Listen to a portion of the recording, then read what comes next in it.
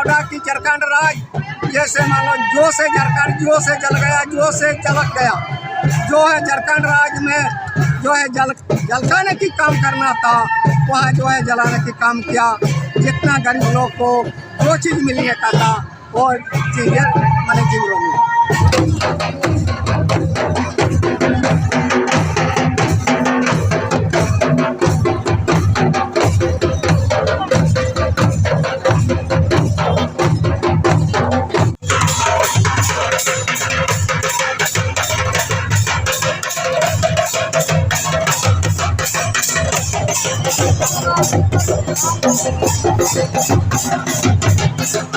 का गठन Warren Hasting द्वारा 1300 बटालियन का बहाली किया और अपने समाज की रक्षा और इस धरती की रक्षा के लिए उन्होंने छोड़ा।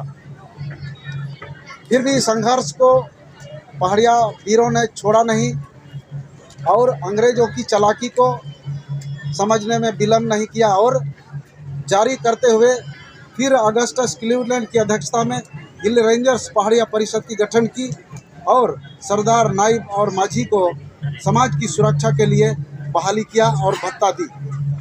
इस तरह से लगातार आंदोलन हुए हैं और पुनः संघर्ष को जारी रखा दूरदर्शी के कारण। और 1823 में जेम्स पोटेंट के द्वारा दामिन ईको का सीमांकन किया और पक्के पिलर और ताड़ गाछ से घेराबंदी कर दी है, आज भी मौजूद है। और दामिन क्षेत्र में 26 बाजार बसाए गए हैं, आज मौजूद है। संघर्ष जारी रहा।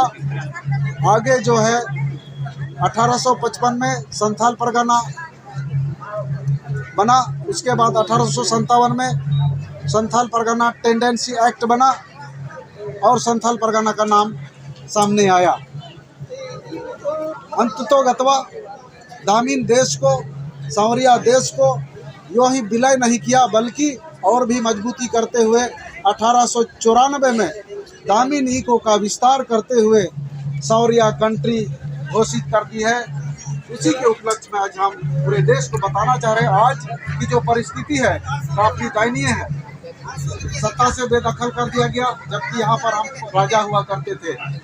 आज़ादी का खुशी है, गम भी भरा हुआ है, लेकिन हम थके हुए नहीं हैं। अंतिम तक लड़ाई अब जारी रखेंगे और यह अधिसूचनाएं जारी की है लेफ्टिनेंट जनरल ने 1894 में। वो हमें ज़रूरत है। जिस तरह से आसाम को कई टुकड़ों में बांटा वो भी अंग्रेज का ही दिया हुआ टुकड़ा है। मिजोरम है, मणिपुर है, मेघालय है, ये सारे चीज़ आसाम का ही टुकड़ा है। उसी तरह संथाल परगना के नक्शे को भी दामिन क्षेत्र के रूप में सांवरिया कंट्री घोषित किया गया है। उसकी मांग हम कर रहे हैं आज के सभा के माध्यम से। मेरा नाम शिवचरण मालतो, केंद्रीय अध्यक्ष हिल असेंबली पहाड़िया महासभा।